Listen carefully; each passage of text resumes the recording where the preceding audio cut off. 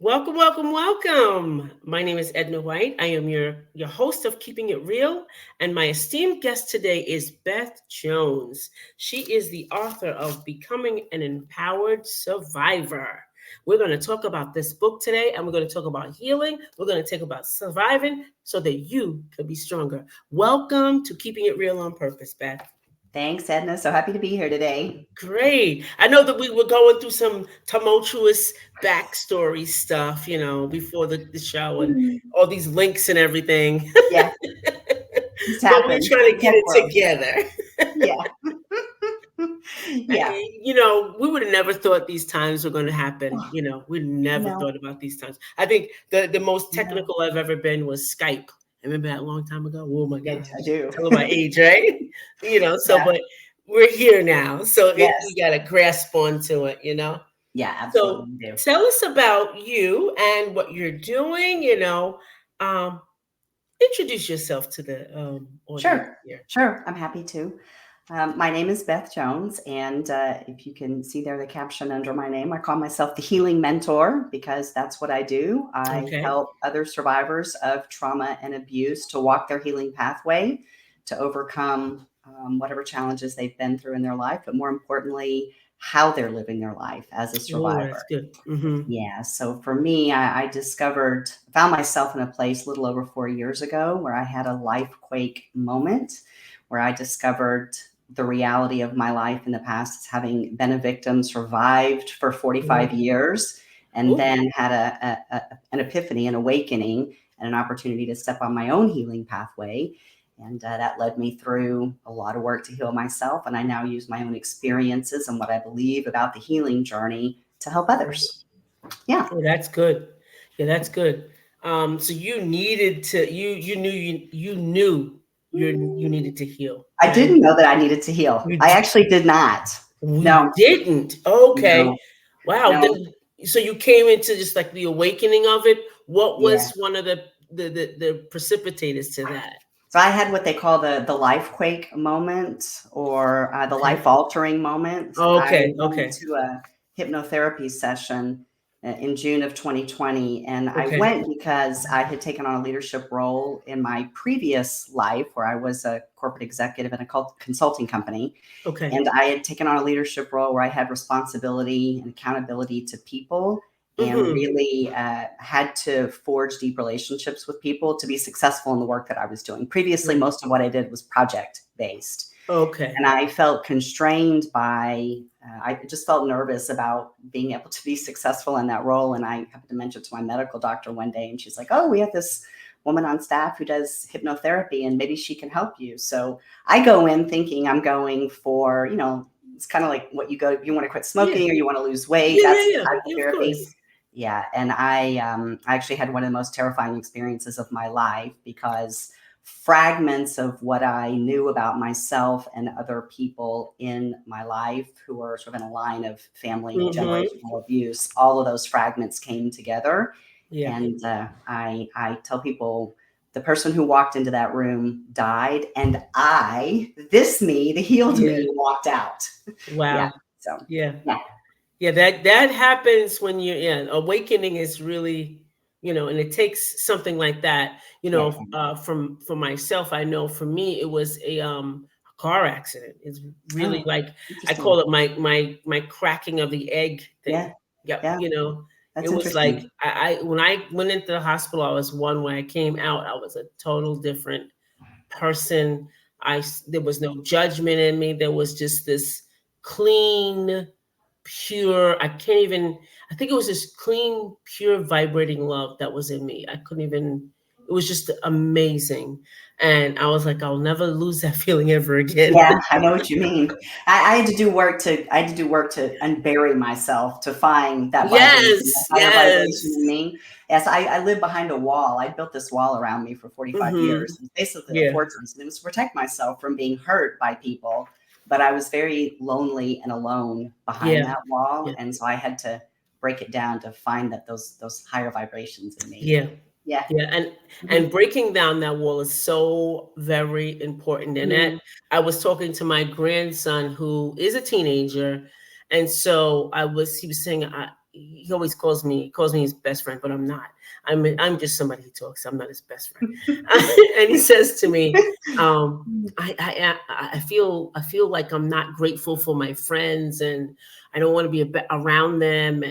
And he's talking, I said he's talking his feelings. So I said to him, Mm, yeah. I think those are bricks. I said, I think you're building bricks so nobody gets close to you because you don't know how to respond to them. He Yeah. said, that makes sense. So I said, you only have a half a wall right now, not even half, maybe up to your feet. So what I want you to do is start stepping over it. So if mom and dad are playing in the living room with your sister, go in the living room, get Yeah. around people. I said, because you know what happens? Isolation builds this whole big wall up, and pretty soon Mm, you don't know how to get out of it, and yeah. it's very hard. So he says, well, I've been doing the breathing you've been teaching me, and it lifted my spirits up today. I said, yeah, you need some oxygen to that brain. And so we were teasing each other. But Yes. that right there, getting behind that wall also creates depression, and it ultimately sometimes leads to suicide attempts, if not, Yes. if not Yes. suicide. Yeah. Yeah. Being isolated like that is not a good thing. Yeah. No, it's not a good thing. No. And No.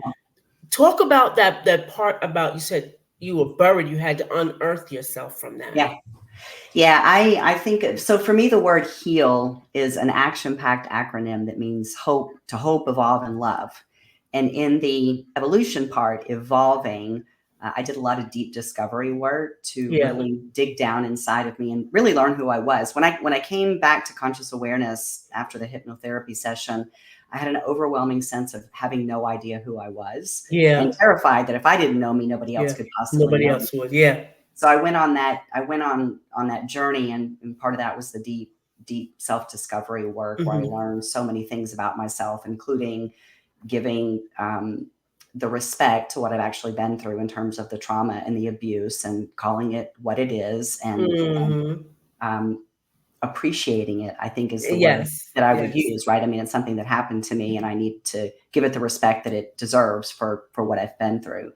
And then understanding my survivorship, which wasn't great. I call it my unhealthy survivorship, and some of the ways in which I was living my life built that wall and contributed to my isolation, Hmm. and just really were not healthy. Right. But I also did a lot of work to find the good things in me. So my gifts and my strengths, because I think that's important when we Right. are survivors. In particular, if you have an inner critic, which I Oh have yeah. had a very loud one. Yeah. So it's kind of a push pull when you're trying to fight Yes, that inner and say, critic. Oh "Oh, my gosh. I'm this wonderful person," right? That's challenging work. And then ultimately, I also did a lot of work to discover my true life's purpose, which is to serve Yeah. as a healing mentor to help other survivors. Which, ironically, for me, means that the first 50 years of my life, I had to live them the way they were. So I Yeah. was abused the first time when I was 5, and then the 45 years of living as a survivor, and Yeah. so Yeah, I read the part about you being 5. Let me see, the micro and macro. my macro traumas, yeah, Yes, yes, yes. yeah. And I Mhm. said, oh, that is good. That's good. I like those. I like those. Yeah. I never thought about using micro and macro before. I was, oh, I would like those. But it seems that, we have something in common. My journey of survival started um, when at age 5. And Hmm. so learning how to get out of this, and I think you're proving it as well, is that it takes doing that inner work just that long, because life does get in the way. Then Yeah. there's compounded fragments, right? On Yeah. top of what you're already trying to overcome. Yeah. Yeah. Right? It's exactly right. Yeah. So Yes. doing the work is really, really very important. So it's interesting for me now, beginning for me when I was 5, because I'm sort of on I've done a lot of healing work, and I always tell people always be healing, because life happens to us, right? We're always going to be healing from something that may have happened to us, even if it's one of the micro traumas. You have an Yes. interaction with someone significant in your life and it didn't go Hmm. well, right? I mean, that's a micro trauma. If you feel pain from that, any sort of pain, right? It's what I call my micro trauma. So I think we're always healing from that. But the big stuff, I've done most of the healing work from the big stuff. And it's interesting to me because I'm spending a lot of time right now with the youngest. I have 3 inner children, and I'm spending a lot of time with the youngest right now, who is my 5-year-old, Oh right? So wow. it's like the full circle of trying to finish bringing her fully into this me now. Yeah. So it's an Yeah. interesting It's journey. it's different. It's Mhm. different. I will tell you that. I think my youngest is now he's 34. He learned at 23 about meditation because that's when Mm. I was kind of like around that area. He was like, and then he learned about. Then my grandkids now know about meditation. They know it about breathing. They know it about Yeah. those stretches to Oh, yeah. open up the hip. They know all of that stuff. So they're so aware of it. Like their mom will be doing something. Oh, mom, this is what you got to do. Tap over here. And they're like, where do you get that from? She's like, never That's mind, you're great. booba, you're booba. That's I know. great. Mhm. But you took, Yeah. come on, tap right here. You know, I love all of that. So I know that you break down in your book that losing optimism, and I think we don't talk about that a lot. Could Yeah. you share Sure. about that? Sure. I am naturally a very hopeful person. So I Yeah. will describe myself as the Hmm. glasses three quarters full kind of girl. Yeah. And had been through a lot in my life up to the point of the hypnotherapy, obviously, where I had opportunities to lose Okay. hope, but had not. Right? I'd always found my way, even through the difficult things, to still remain hopeful and optimistic. But Hmm. when I came back to the conscious awareness after the hypnotherapy, I had that overwhelming sense of despair and complete hopelessness. Like I Wow. really, like immediately fell into that place when I woke up, and I'm like, I have no idea who I am. Wow. How can anyone else? I lost any sense of hope that I had ever had, and really, I felt like I have this enormous problem, and I have no Hmm. idea how I'm going to overcome the problem. And that stayed with me for a couple of weeks, and then I found my Hmm. way, down a path about reigniting my resolve and getting my hope back, and that took time for me, but Uh-huh. it involved me um, beginning to talk to people, even though I was scared about what I was going through. And the people that I first spoke to, I didn't know how they were going to react to what I was saying Okay. to them, because they were friends. They were started out as business colleagues and had become friends. But because of my inability to connect deeply, we had never really gone very deep in talking Okay. about us individually. And we went super deep the night that I told them what I was experiencing. And so I didn't know, I didn't know Uh-huh. how they were going to react. And it was the first time I had really ever talked about it.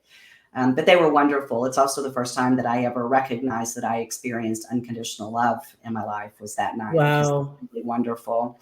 And that discussion led me to ultimately to books, because I needed knowledge about what was happening to me. One of Right. them was able to return to me some vocabulary that I have today to describe myself as a survivor that I did not have back then. And with those words, I did some research to try to find resources, and I found my trauma therapist, and I found the books that gave me knowledge about survivors and survivorship. But what I saw in those books was that people were healing, and I was like, wow, if those people can heal, I can do it. Yeah. And that's really Absolutely. when I got my resolve back and committed to myself that I was going to do whatever it took to heal myself from Hmm. what I was experiencing. But it Wow. was it was a period of time to Yeah. get there, when I was in that place of not having any hope. And I hope, hope is my H in heal, because I believe that hope is the fuel that sustains us as we're Hmm. going Hmm. through the healing journey. And it's Yeah. hard. There are parts of it that are very difficult, and we need that hope to keep us going, that Right. we're doing the right things ultimately, to have a better life where we Right. experience love and joy and can thrive in our life, which is where you can get to. And I Right. promise all your listeners that you can, because I've done Yeah. it. I know you Absolutely. can. Yeah. So, would you say that you losing optimism was one of the symptoms that you kind of said, I might not, I might be a survivor. I might be going through some type of trauma. So when I don't want to give away what happened in the hypnotherapy, because it's a great story and it's in the Yeah. book, Uh but huh. um, I had had fragments of a story in my mind for about 15 years, including in a nightmare that I'd been having, a recurring nightmare that I'd been having for 15 years. And Hmm. the fragments of those stories came together in the hypnotherapy session. Gotcha. And what I knew when I woke up from the hypnotherapy session is that I had been abused, sexually abused as a child by my grandfather. I knew that without a doubt. And so that was the point where, oh, that's what that was. The realization hit me in that Mm-hmm. moment when I came back. And that's really the first time that I ever, and I wouldn't say I didn't see myself as a survivor at that point. That was the first time that I ever respected the fact that I'd been abused in my life. First time, Right. and I was 50 when that happened for me. It was the first Wow. time.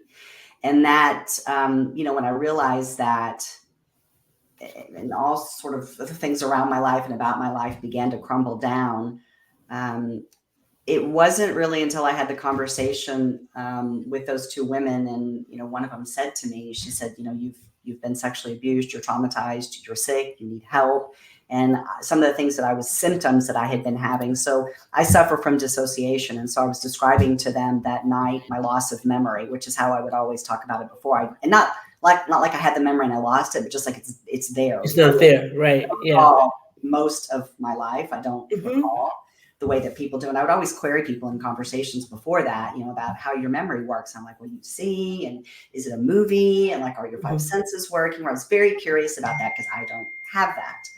And what the word she said to me that night was dissociation. So she began, and so the next day I'm looking for trauma and therapy and dissociation. And all this stuff is coming up about being a survivor and survivorship and all these books. So it was sort of a progression there pretty rapidly where I recognized myself as a survivor. And then when I read the first book that I read, if you look at the margins of that book, it's me, mom, dad, my husband, my Yeah. ex, Yeah. right? We're Yeah. all, because we are all survivors. And I Right. could see every one of us in our behaviors in Right. that book. And that's really when I realized I am a survivor and there is something that I need to heal from. And it turned out to be more than one thing that I needed Right. to heal from. Oh But yeah. Absolutely. it was really after the hypnotherapy that brought all that together for me. Mm-hmm. Yeah. Yeah. I know that. I too suffered from missing pieces of my life, so I could piece Mm. together life. I was missing a whole bunch, Yeah. and just now Me too. in life, I'm like I'm missing this piece here. Where is it? What's missing? And it's scary not to know, not to really Mm. know, not to know, and I know that just I work on it all the time, trying to remember and what Yeah. took place, and Oh, deep. and those type of things. But it's a lifespan. It's Mm. so hard because it's a lifespan. And you and I are proof that it takes a lifetime to kind of mend from these things.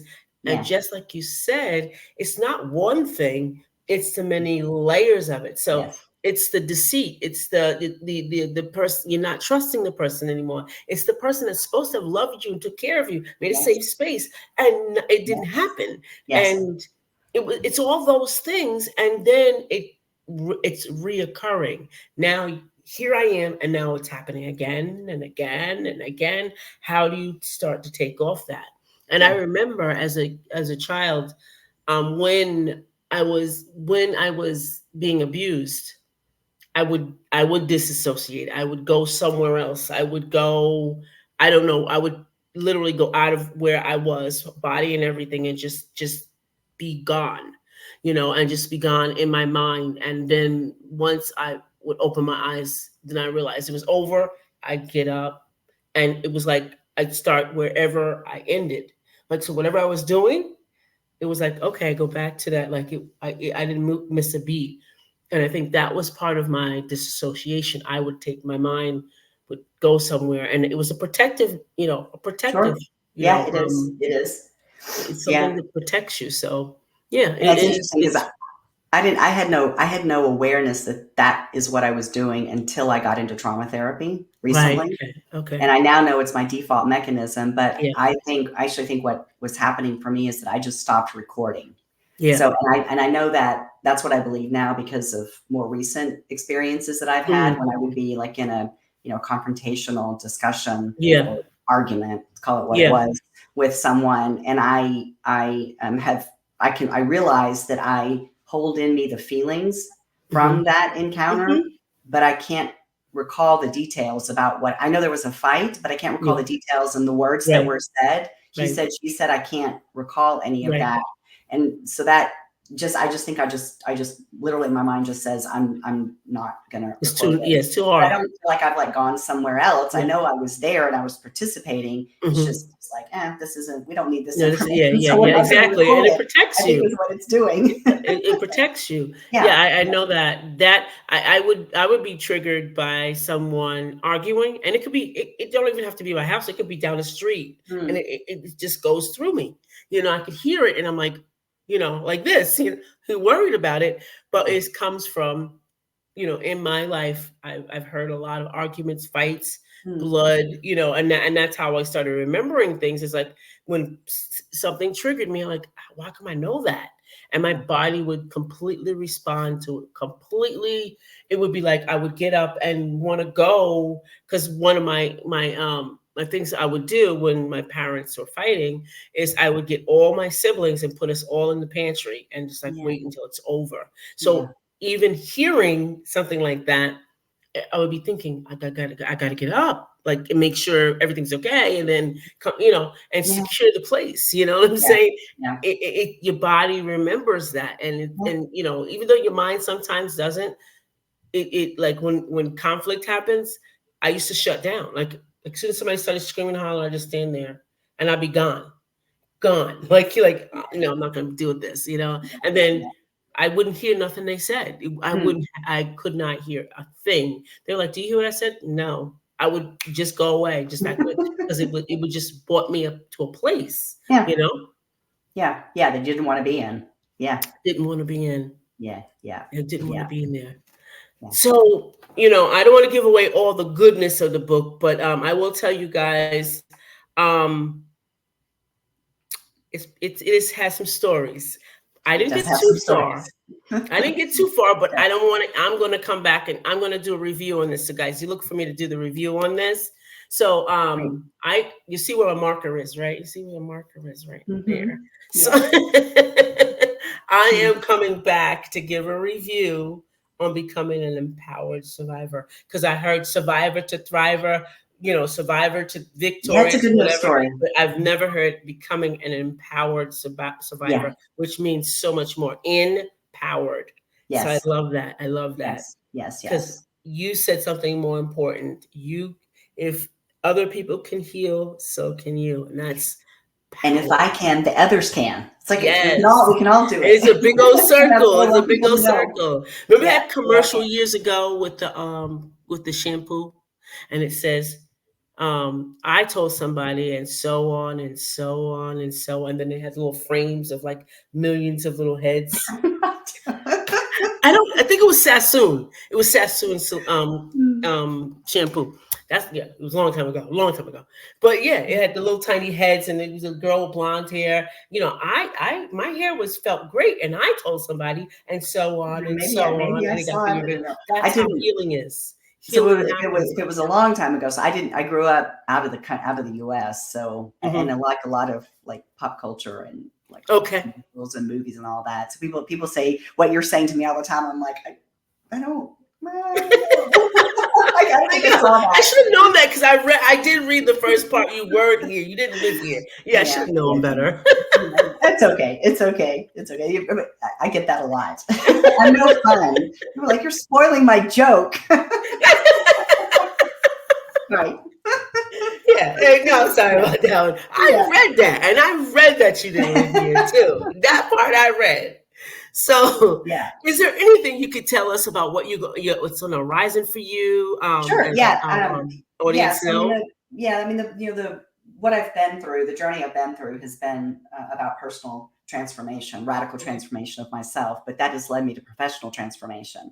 Okay. So I wrote the book because I've known for a while that I had a lot of power in my story and that my story needed to be shared to help other people. Okay. And so I've been on a path for about 3 years now that has led me to the place where the book is out. And there's a story in the story about how I became a writer and a storyteller, which is also in the book. So I'm not going to spoil it because you'll read about it. It goes Okay. back to college. I'll tell you that one of my very good friends back to college is a master storyteller, and she's been helping me down this path for a while now.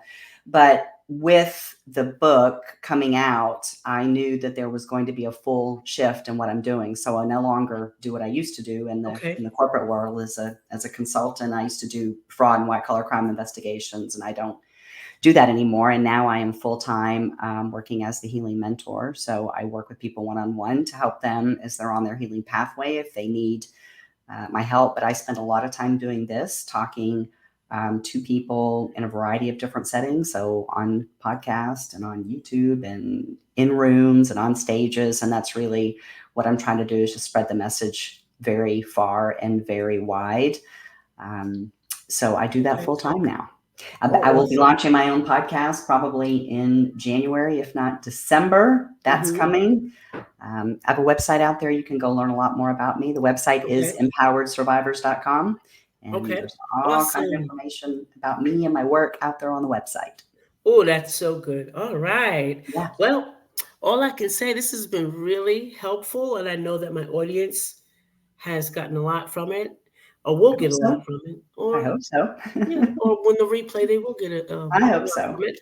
But thank you for being here. You and your amazing book, It's beautiful, Becoming isn't an it? Empowered Hmm. Survivor. Hmm. And Yep. remember, you too can heal from trauma and abuse. Yeah. This is Edna White, your host, and my esteemed guest, Beth Jones, saying goodbye for now. Bye bye.